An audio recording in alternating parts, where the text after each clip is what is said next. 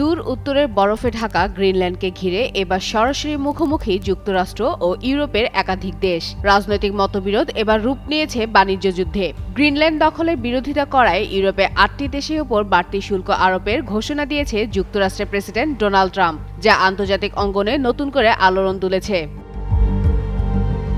স্থানীয় সময় শনিবার নিজের মালিকানাধীন সামাজিক যোগাযোগ মাধ্যম ট্রুথ সোশ্যালে দেওয়া এক পোস্টে ট্রাম্প জানান, আগামী 1 ফেব্রুয়ারি থেকে ইউরোপের কয়েকটি দেশে পণ্যের উপর অতিরিক্ত 10% শুল্ক কার্যকর হবে। এই দেশগুলোর মধ্যে রয়েছে যুক্তরাজ্য, Germany, France, Denmark, Norway, Sweden, Netherlands ও ফিনল্যান্ড।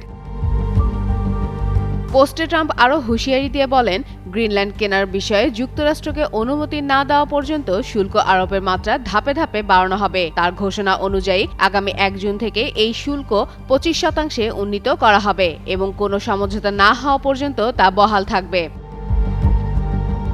গ্রিনল্যান্ডে ইউরোপীয় দেশগুলোর সাম্প্রতিক সামরিক উপস্থিতিকে কেন্দ্র করেই মূলত ক্ষোভ প্রকাশ করেছেন ট্রাম্প। তার দাবি, এসব দেশ সেখানে গিয়ে অজানা উদ্দেশ্যে অবস্থান করছে এবং পরিস্থিতিকে আরও ঝুঁকিপূর্ণ করে তুলছে।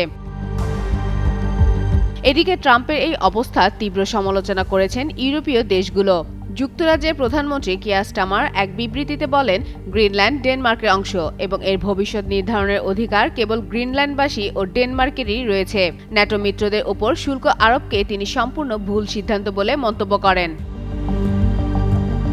শুল্ক ঘোষণার আগেই গ্রিনল্যান্ড ও ডেনমার্কে ট্রাম্পের দখলদারিত্বমূলক নীতির বিরুদ্ধে বিক্ষোভ শুরু হয়। এই উত্তেজনা ভবিষ্যতে যুক্তরাষ্ট্র ও ইউরোপের সম্পর্ককে আরও জটিল করে তুলতে পারে বলে মনে করছেন বিশ্লেষকরা। ফাতেমা ফাতেহ জান, যুগান্তর নিউজ।